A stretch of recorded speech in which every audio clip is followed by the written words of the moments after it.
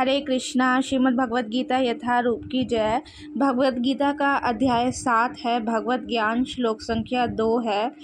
अगर आप श्लोक यहाँ से नहीं पढ़ सकते तो आप श्लोक यहाँ से भी पढ़ सकते हैं। यहाँ ब्रेक करके लिखा है।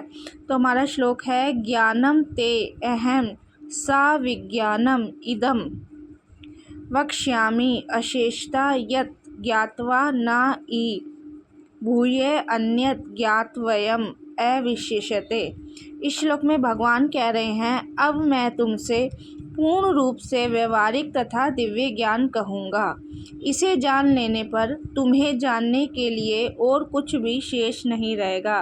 भगवान कह रहे हैं, अब मैं तुमसे पूर्ण रूप से व्यवहारिक तथा दिव्य ज्ञान कहूँगा और इसे जान लेने पर तुम्हें जानने के लिए और कुछ भी शेष नहीं बचेगा। तो इसके तात्पर्य में बताया है, पूर्ण ज्ञान में प्रत्यक्ष जगत और इसके पीछे काम करने वाला आत्मा तथा इन दोनों के उद्गम सम्मिलित हैं और यह दिव्य ज्ञान है।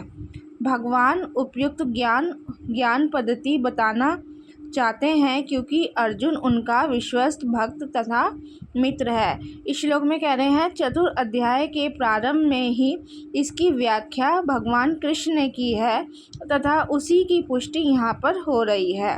तो भगवत भक्त द्वारा पूर्ण ज्ञान का लाभ भगवान से प्रारंभ होने वाली गुरु परंपरा से ही किया जा सकता है। अतः मनुष्य को इतना बुद्धिमान तो होना ही चाहिए कि वह समस्त ज्ञान के उद्गम को जान सके, जो समस्त कारणों के कारण है तथा समस्त योगों में ध्यान का एकमात्र लक्ष्य है।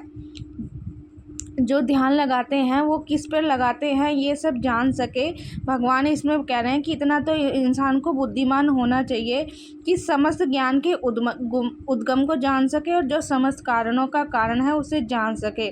जब समस्त कारणों के कारण का पता चल जाता है तो सभी ज्ञेय वस्तुएं ज्ञात हो जाती हैं और कुछ भी अज्ञेय नहीं रह जाता। हरे कृष्णा।